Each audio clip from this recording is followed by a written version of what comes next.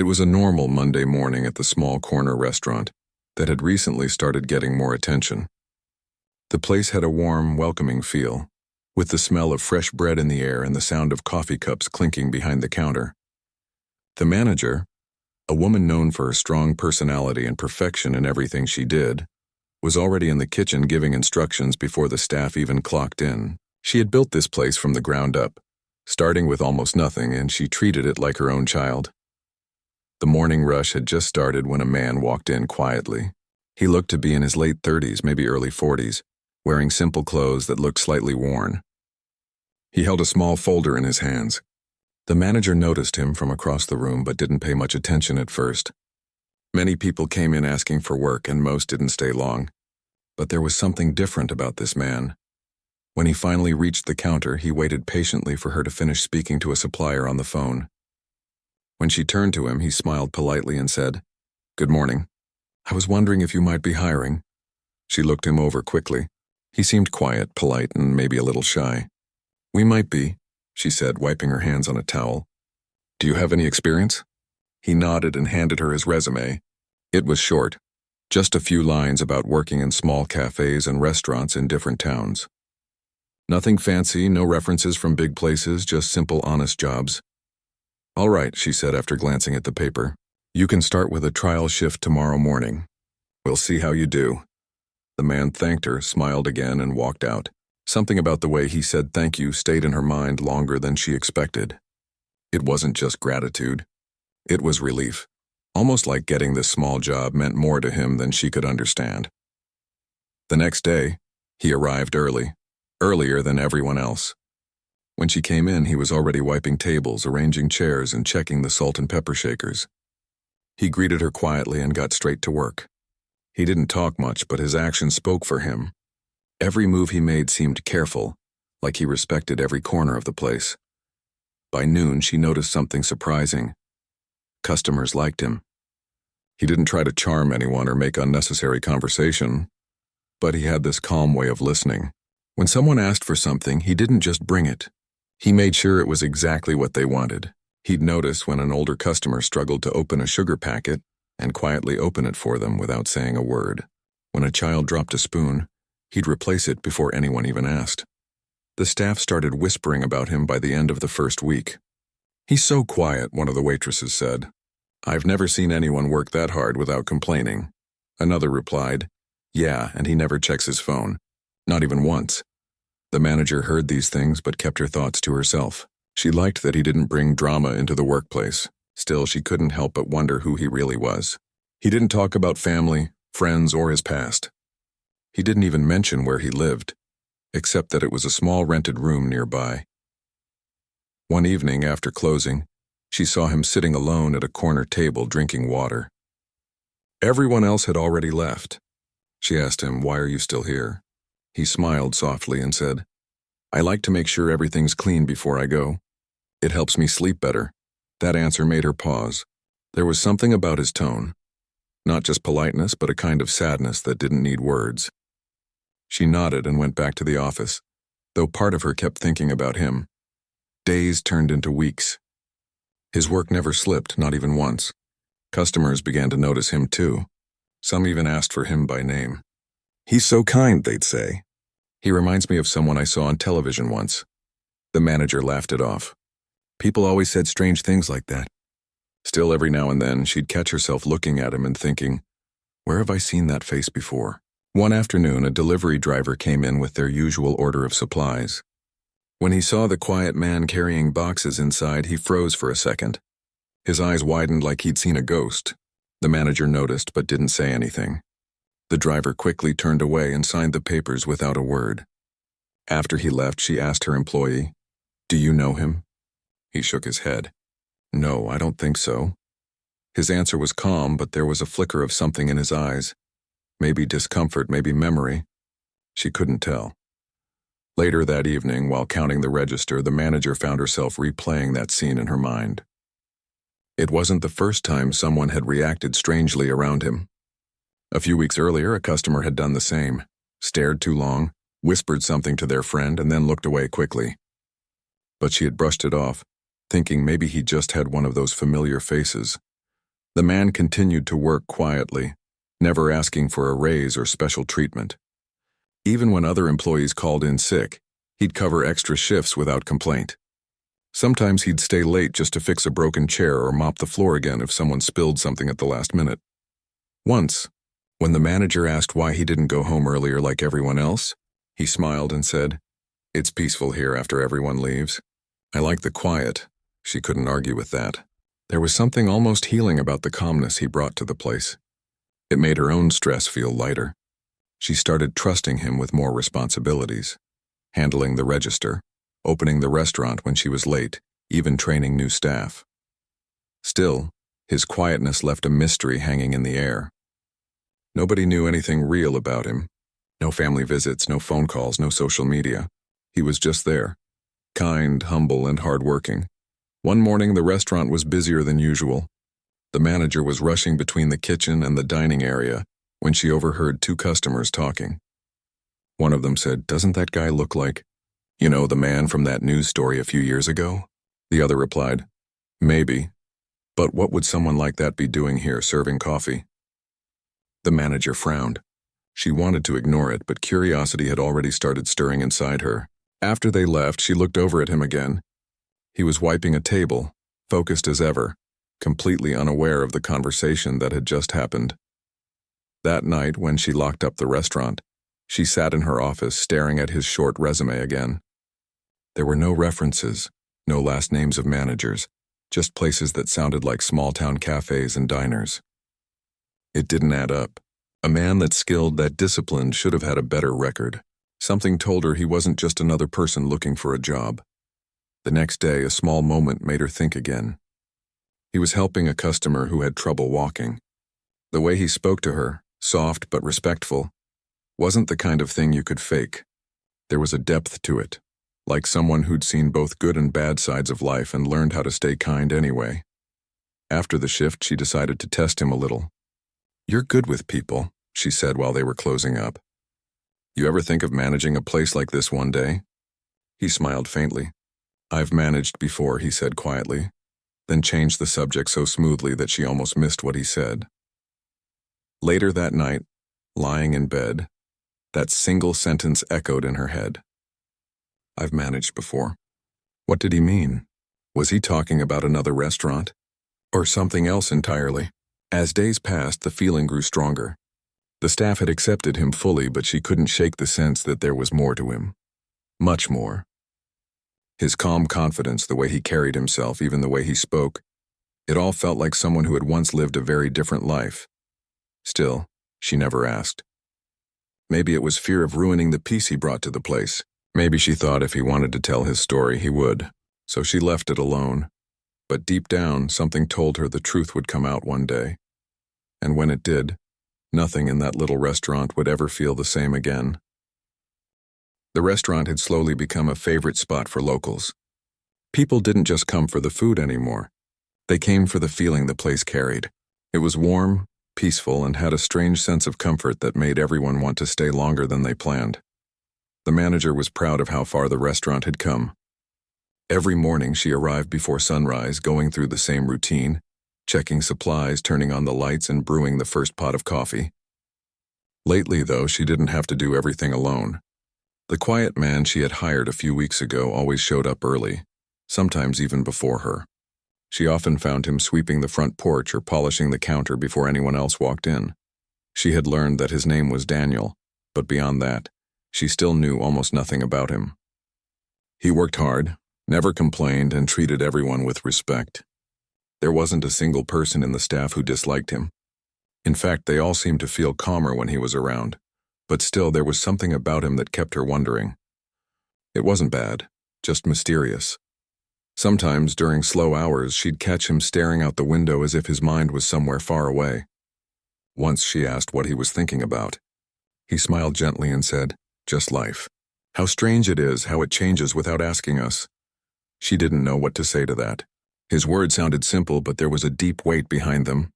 Customers had started to notice him too. Many of them remembered his kindness. He didn't try to stand out, but people always seemed to remember his face. Some said he looked familiar, though none could place from where. One woman even told the manager, "I feel like I've seen him before, maybe in the newspaper or on television a few years ago." The manager laughed politely, brushing it off. "You probably saw someone who looked like him," she said. "He's just a regular guy who likes to work hard." But later that night, she found herself thinking about it. Why did so many people feel like they'd seen him somewhere before? One afternoon, when business slowed, Daniel was cleaning tables near the window. A man sitting alone by the door kept staring at him. At first, the manager thought maybe he was just lost in thought, but then she noticed his hands trembling slightly. He looked shocked, almost scared. When Daniel walked over to refill his coffee, the man leaned forward and whispered, "Do you remember me?" Daniel froze for a moment, the coffee pot in his hand, then smiled politely. "I'm sorry, sir. I think you have me confused with someone else." The man frowned, still staring, but then just nodded and looked down at his cup. After paying his bill, he left quietly without saying another word. The manager watched the whole thing. When Daniel turned around, she asked, "What was that about?" He shrugged softly. "Maybe he mistook me for someone else." But she didn't miss the tiny shift in his expression, the flicker of discomfort, the way his smile disappeared too quickly. She wanted to ask more, but something stopped her. Maybe it was the way his eyes looked a little sad, like he'd already had too many questions in his life. Later that evening, one of the waitresses, a young woman who liked to gossip, whispered to the manager, "Do you think he's hiding something?" "He's too perfect. Nobody's that quiet all the time." The manager shook her head. "Not everyone needs to talk. Some people just prefer silence." Still, she couldn't completely silence her own curiosity. As the weeks went by, more small hints began to appear. Once, a customer dropped a comment about a famous charity event that had happened years ago. Something about a businessman who vanished after donating his entire fortune. Daniel, who was clearing dishes nearby, froze for a split second. He didn't say anything, but the plate he was holding nearly slipped from his hands. The manager noticed. It was quick, so quick that anyone else would have missed it. But she saw the way his jaw tightened and his eyes moved toward the floor. After closing that night, she walked up to him while he was wiping the tables. "You okay?" she asked. "You seemed distracted earlier." He gave a small smile, the same calm one he always wore. "Just tired. It's been a long day." She didn't press him, but inside, she knew something wasn't right. One morning when the staff arrived for work, they found a small bouquet of flowers placed near the counter with a note that read, "For the kind man who served me with respect." No one knew who had left it. Daniel looked embarrassed when the others teased him about having a secret admirer. But the manager noticed how he didn't laugh. He just smiled faintly and quietly placed the flowers near the window. People liked him too much for it to be random. He had a quiet charm that drew others in, but the mystery behind his silence made everyone wonder who he truly was. Then something unusual happened. A local newspaper journalist came in one afternoon to write a piece about small businesses in town. She interviewed the manager, took pictures of the restaurant, and talked to the staff. When she asked Daniel for a quick photo, he politely declined. "I'd rather not," he said. "I don't like being in pictures." The manager thought that was odd. Most people didn't mind, but the way he said it almost urgently made her feel like there was more to it. That night, after everyone left, she sat in her office scrolling through the journalist's website. She wasn't sure what she was looking for, but part of her wanted to see if she could find anyone who looked like him. She didn't find anything at first, but curiosity had already taken hold of her. The next few days were peaceful again, and for a while the strange thoughts faded. Daniel continued to work hard, and the restaurant ran smoothly. The manager even started to enjoy his quiet presence. He made things easier without ever asking for credit, but the mystery wasn't done yet. One day, an older man came in wearing an expensive coat. He looked out of place among the usual customers. When Daniel came to take his order, the man froze and stared at him for a long time. "Can I help you, sir?" Daniel asked politely. The man leaned forward, squinting. "You look familiar. Have we met before?" Daniel gave a small smile. "I don't think so, sir." The man nodded slowly but didn't seem convinced. He paid for his coffee, left a big tip, and walked out, but not before looking back one last time. After he left, the manager quietly asked, "Do you know him?" Daniel shook his head, but his eyes looked distant. "No, but I think he might know who I used to be." It was the first time he had said something like that.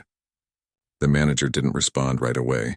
She wasn't sure if he meant it seriously or just as a joke, but the way he said it didn't sound like either. That night, as the restaurant lights went off one by one, she sat in the dark for a few minutes thinking. There was something about this man that didn't fit the life he was living now. He was too refined, too careful, too patient. Everything about him felt practiced, like someone who had lived a completely different kind of life before choosing this quiet one. A few days later, another small moment confirmed her suspicion. A customer left behind a newspaper and Daniel absent-mindedly picked it up during his break. His eyes fell on a photo in one of the older stories printed on the back page. For a second, he stopped breathing. The manager saw it from across the room. The picture showed a man in a dark suit standing on a stage beside famous people, smiling for cameras. She couldn't see the face clearly, but Daniel looked at it too long, almost painfully, before folding the paper and putting it away. When she walked past him, she noticed his hands trembling slightly. She wanted to ask what was wrong, but his silence told her not to. That night she couldn't sleep. The image of his face as he looked at that newspaper wouldn't leave her mind. She started remembering all the strange moments, the people who recognized him, his dislike for cameras, his elegant handwriting, even the way he spoke to customers with quiet dignity. None of it matched the life of a man working in a small restaurant. She didn't know who he was, but she was sure of one thing now. He wasn't just another worker. There was a whole story hiding behind his calm eyes, and for some reason a part of her was afraid to find out what it was. It was a bright Saturday morning, the kind of morning when the restaurant usually filled up fast. The streets outside were alive with people going about their weekend routines, families grabbing breakfast, couples holding hands, and children laughing as they passed by the windows. Inside, the restaurant buzzed with the smell of freshly brewed coffee and toasted bread. The manager stood behind the counter, smiling at the growing line of customers. She loved days like this. The noise, the laughter, the movement. It made her feel proud of what she had built. Every corner of that place carried her effort and her dreams. Daniel was already working at full speed as usual. He moved quietly but efficiently, never rushing yet somehow always managing to stay ahead. He remembered everyone's orders, smiled politely at every table, and handled problems before they even reached the manager's ears. The manager often wondered how he stayed so calm when things got hectic. Most of the younger staff panicked during busy hours, but not him. He seemed unshakable, like nothing could throw him off balance. That morning, though, something unexpected happened. Around midday, a group of people walked in carrying cameras and notepads. At first, the manager assumed they were bloggers or reporters covering a local food story. That had happened before. She greeted them warmly and offered a corner table. They smiled and ordered lunch, asking if they could take a few photos for their article. "Of course," she said. "Just try not to disturb the other customers." They nodded and everything seemed normal. But then one of them, a woman with short hair and a professional camera, started looking around the room more closely. Her gaze stopped when it landed on Daniel. Her expression changed instantly. Her eyes widened, and she froze for a few seconds before whispering something to her colleague. The man beside her turned, looked in the same direction, and his jaw dropped slightly. The manager noticed it immediately. Something wasn't right. Daniel was at a nearby table pouring coffee for an elderly couple, completely unaware of what was happening. The woman with the camera slowly lifted her phone, scrolled through her photo gallery, and then turned the screen toward the manager. Her voice was low, almost trembling. "Is that your waiter?" she asked. The manager frowned, unsure what to make of it. "Yes, that's Daniel. Why?" The woman hesitated before handing her the phone. "Please look at this." On the screen was an old photograph taken at some formal event. Men in suits, cameras flashing, a stage decorated with banners. In the center stood a man holding a microphone, smiling confidently. His hair was shorter, his clothes expensive, but his face was unmistakable. It was Daniel. The manager stared at the photo for a long moment, then back at the man across the room. He was wiping a table, humming quietly to himself, completely calm. Her hands suddenly felt cold. She blinked, trying to make sense of what she was seeing. The reporter whispered, That's him, isn't it? The missing philanthropist. The one who disappeared after giving away everything. The manager's throat went dry. What are you talking about? The woman leaned closer and spoke softly. A few years ago, he was one of the richest men in the country. Owned companies, ran charities. Then suddenly he vanished. No one knew where he went. There were rumors, scandals, betrayals, but no one ever confirmed what happened. Everyone thought he'd left the country or, worse. The words spun in the manager's head. She shook her head slowly. No, that can't be. He's just a waiter. He works here every day. He's normal. The woman sighed, lowering her phone. Look again. It's him. I'd recognize that face anywhere. The manager's chest tightened. She didn't want to believe it. Daniel wasn't some billionaire hiding from the world. He was quiet, humble, and kind. The idea felt absurd, and yet as she looked again, she couldn't deny it. The eyes, the calm expression, even the way he stood, it was all the same. For the rest of the lunch rush, she couldn't focus. She found herself glancing at him constantly, her mind spinning with questions. Every simple action he took now looked different. The way he handled money, the way he treated people, even the way he spoke, it all made sense in a strange way. He had grace, patience, and quiet confidence that didn't come from training in a small restaurant. After the rush ended and most of the customers left, Daniel started cleaning up as usual. The group of reporters paid their bill and walked out, leaving behind a strange silence that hung heavy in the air. The manager stood near the counter, holding the receipt in her hand but not really seeing it. When he walked past her carrying a tray of dishes, she said softly, "Can we talk after closing?" He looked at her for a second, his face unreadable, then nodded. Of course, the rest of the day moved slowly. She barely spoke to anyone. Even her assistant noticed.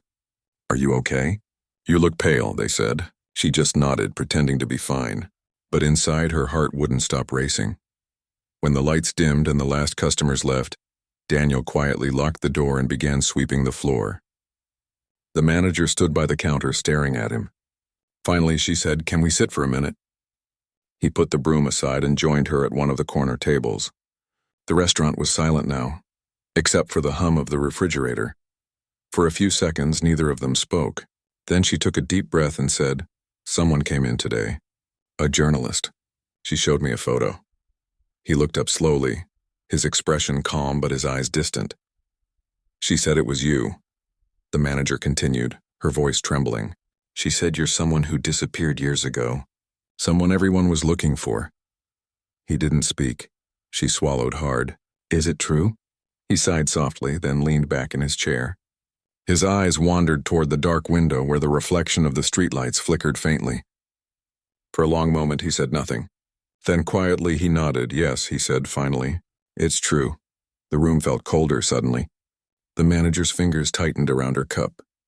"But why?" she whispered. "Why would you walk away from all that? From everything?" He smiled faintly, but it was a sad smile. "Because sometimes having everything means losing yourself," he said. "I had money, power, and attention, but I lost the things that mattered most. I trusted the wrong people. When the truth came out, I realized I'd built my life on things that didn't last." He paused, then looked down at his hands. "So I left. I gave it all away. Every bit of it. I wanted to see who I really was when there was nothing left. No titles, no reputation, no expectations." The manager didn't know what to say. She had heard stories like that in movies or books, but never in real life. "And you chose this? A small restaurant?" He nodded. "This is peace for me. Work, honesty, kindness. Here, no one asks who I am. They only care how I treat them." I like that. Her heart softened at his words. For a moment, she forgot her shock and just saw the man she had known all these months. The quiet worker who always helped others. The man who never raised his voice or asked for more than what he was given. But she still couldn't understand. "You could have gone anywhere," she said quietly. "You could have started a new business, lived comfortably. Why stay hidden like this?" He looked up, and for the first time she saw tears glistening in his eyes. "Because I didn't want to be found," he said. "Not until I learned how to be human again." The silence that followed was heavy but peaceful. She didn't press him further. She could see the pain behind his calm words, the kind of pain that comes from deep betrayal and regret. After a while, he stood up slowly. "I understand if you want me to leave," he said gently. I never meant to bring attention here. But she shook her head immediately. No, she said firmly. You've done nothing wrong. You've been the best employee I've ever had. I don't care who you used to be. He smiled, the first real smile she had seen from him in a long time. Thank you, he said softly. That means more than you know. That night after he left, she sat alone in the empty restaurant for a long time. The faint smell of coffee still lingered in the air. She stared at the photo the reporter had shown her earlier. The confident man on stage, so different from the quiet man who had just walked out her door. It was hard to believe they were the same person. But now, as she looked around at the spotless tables and the soft glow of the hanging lights, she realized something. Maybe he hadn't changed as much as it seemed. Maybe this was who he had always been, someone searching for honesty in a world that had taken it away from him. And even though her mind was still full of questions, one thing was clear. Nothing about her restaurant, or her life, would ever feel quite the same again. The next morning, the restaurant felt different. The air was the same. The smell of baked bread and roasted coffee still filled the room. But the manager couldn't shake the weight that lingered inside her. She knew the truth now. The quiet man who had worked beside her for months, the one who wiped tables and carried dishes without complaint, wasn't just anyone. He was someone the whole world had once talked about. When he walked in that morning, she noticed how ordinary he looked. Simple shirt, rolled-up sleeves, a small smile as he greeted everyone. Nobody else knew what she knew. To them, he was just Daniel, the kind man who always arrived early. But to her, every movement he made now carried a quiet story behind it. She watched him for a while before saying anything. He was polishing glasses at the counter, humming softly under his breath. Finally, she walked over. "How are you feeling?" she asked. He looked up, surprised by her tone. "I'm fine," he said gently. "Why?" She hesitated, then sighed. I can't stop thinking about what you told me yesterday. It's a lot to take in." He nodded slowly, putting down the glass. "It's a lot to live with, too," he said quietly. They stood there in silence for a few seconds until she asked softly, "Can I ask what really happened? I mean, the whole story? The reason you left everything behind?" He didn't answer right away. Instead, he pulled out a chair and motioned for her to sit. She hesitated, then sat down across from him. He leaned forward, his hands clasped together. His voice was calm, but there was a heaviness in it, like every word carried the weight of years he'd tried to forget. "I used to believe I had everything," he began. "Money, respect, people who smiled every time they saw me. I thought success would make life simple. But the higher you climb, the more false smiles you start seeing. I built my company from nothing, but along the way I let people in who cared more about my name than about me." The manager listened quietly, her eyes fixed on him. "I started a charity," he continued. "It was supposed to help children who didn't have much. For a while it worked beautifully, but then the people I trusted most, business partners, friends, began using my name to take money meant for those kids. When I found out, I exposed it all myself. I didn't want to cover it up. I thought doing the right thing would fix everything. But I was wrong." He paused, his jaw tightening slightly. The world turned on me. Reporters didn't want the truth. They wanted a story that sold. So they painted me as the problem. Said I had ruined the company, that I had hidden money for myself. None of it was true, but by the time I could prove it, I was already ruined. The people who once called me a hero suddenly acted like they'd never met me. The manager sat still, her heart sinking. She had seen stories like that on the news before. People torn apart by lies, by the cruelty of public opinion. But hearing it from him made it real. "So what did you do?" she asked softly. He took a deep breath. "I disappeared. I sold what I had left and gave the rest to the charity. I left my house, my name, everything. I didn't tell anyone where I was going. I just wanted silence, to be somewhere where no one looked at me with pity or hate." He looked down for a moment, as if reliving those days. "At first it was hard. I wasn't used to having nothing. I slept in small rooms, worked odd jobs, sometimes in bakeries, sometimes cleaning floors. But slowly I started to feel human again. People didn't care who I had been. They only cared if I did my job well." The manager's eyes softened. "That must have been lonely," she whispered. He smiled faintly. "It was, but it was also freeing. I realized how much I had missed real conversations. The kind where people talk about everyday things. The weather, their kids, their dreams, without expecting anything from you. For a moment, the restaurant around them faded away. The hum of the refrigerator, the faint sound of cups clinking, the laughter from a few early customers, it all became background noise to the quiet truth being shared at that table. The manager finally said, "I'm sorry. You didn't deserve what happened." He shook his head gently. "Maybe I did in a way. I let success make me blind. I stopped seeing people for who they were. I thought loyalty could be bought. But when everything fell apart, I learned something I couldn't have learned any other way." "What's that?" she asked. "That real peace doesn't come from what you own. It comes from who you are when no one's watching." She nodded slowly, her eyes glistening. For the next few minutes, they just sat there quietly. There was no need for more words. Sometimes silence said enough. Later that day, as the restaurant filled up again, the manager watched him work. Really watched him. Every smile he gave, every small act of kindness toward a customer. She could see it now, the meaning behind it all. He wasn't just being polite. He was living differently. He was trying to rebuild himself through small, honest actions. At one point, a child spilled juice on the floor and began to cry.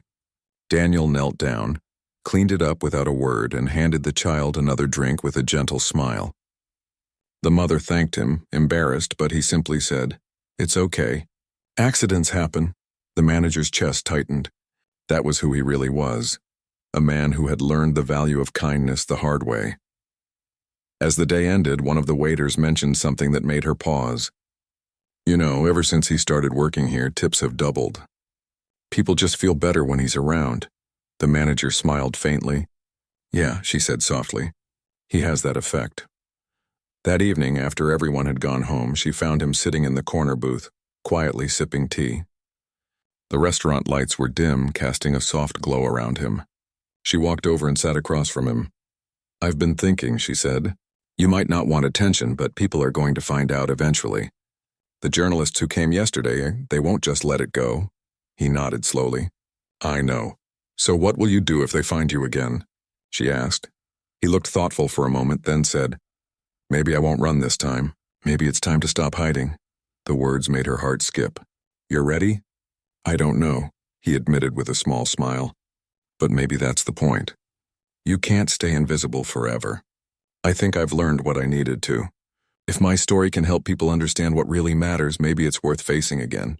She nodded, admiring his courage. "If it happens, you won't face it alone," she said softly. "You've got a place here. You've got people who care." His eyes softened. "Thank you," he said quietly. "You have no idea what that means." That night, as he walked out into the cool evening air, he stopped at the door and looked back one last time. The lights inside glowed warmly, and the manager was still sitting at the table, lost in thought. He smiled, a small, grateful smile, and then disappeared into the soft hum of the night.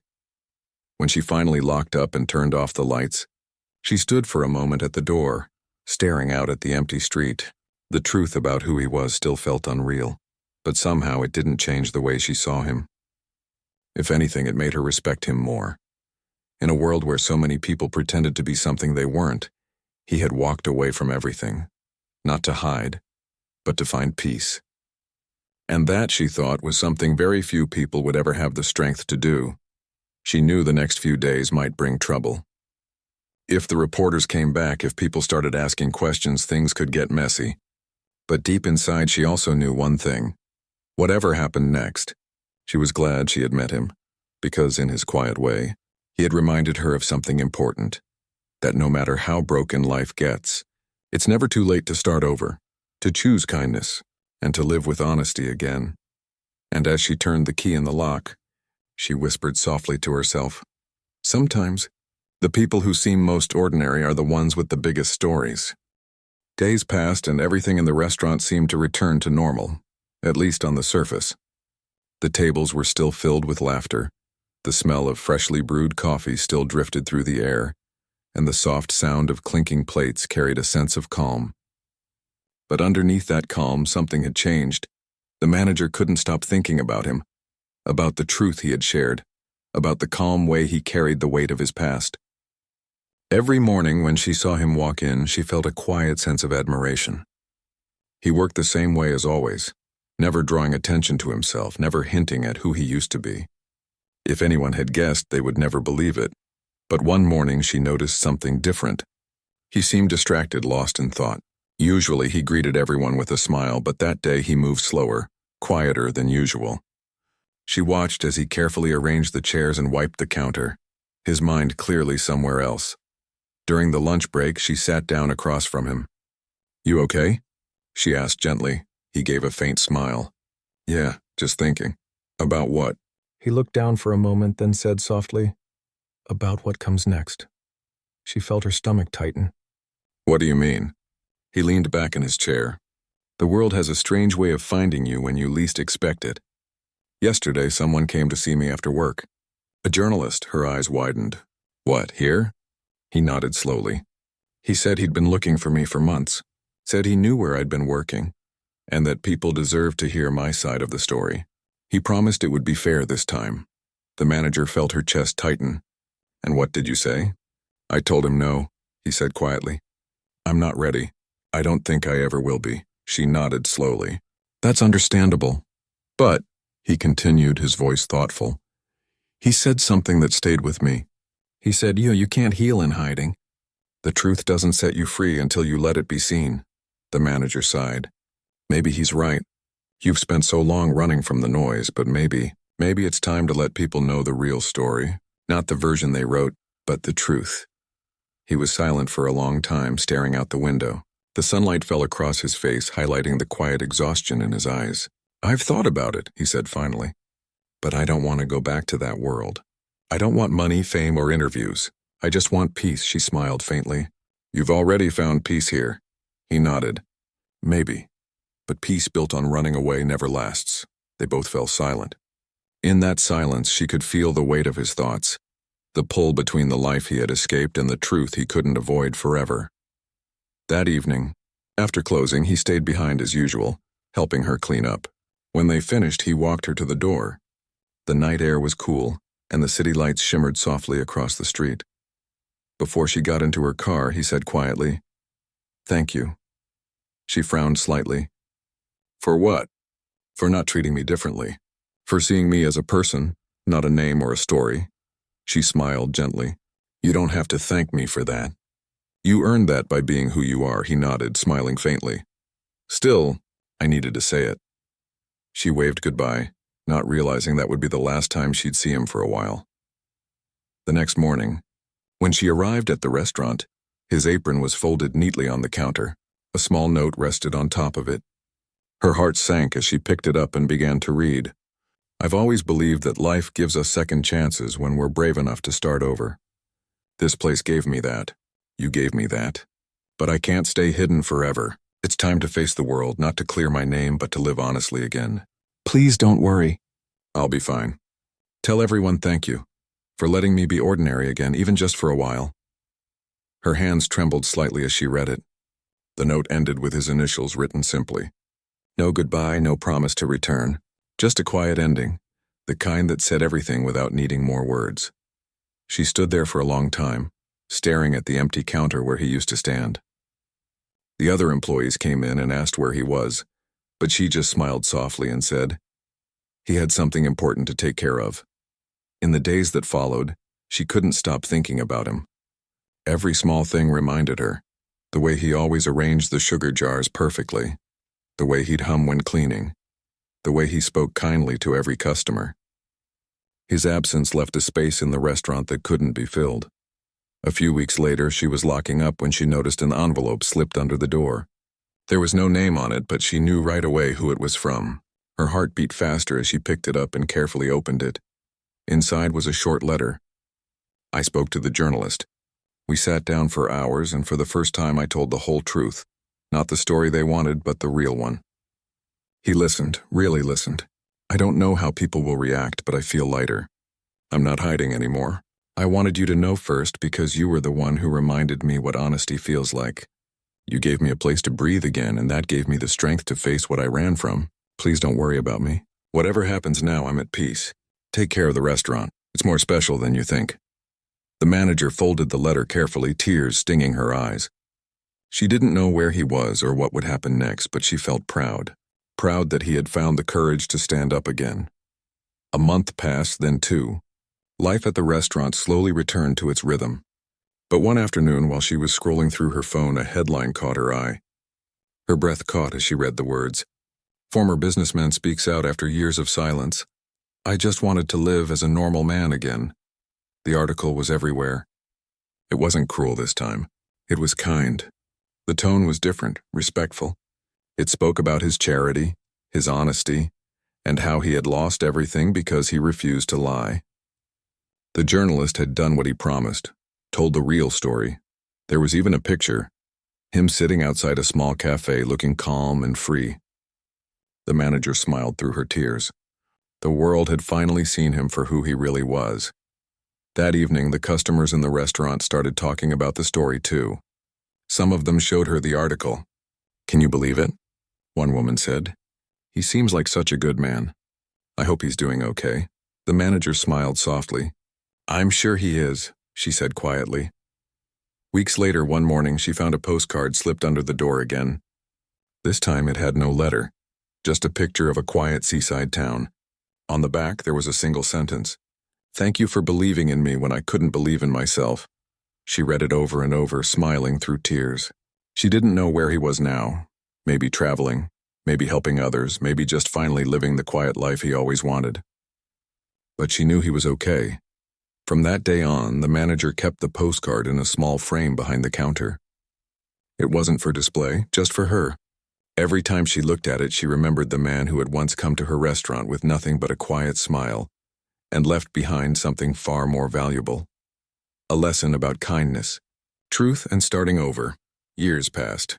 The restaurant grew, new faces came and went, but his memory stayed. Sometimes new employees would ask about the framed postcard, and she would simply smile and say, "That's from someone who reminded me that everyone deserves a second chance." And every evening, as she locked up and turned off the lights, she'd pause for a moment at the door, look out at the street where he once walked away, and whisper softly, "I hope you're happy now," because deep inside she knew he was.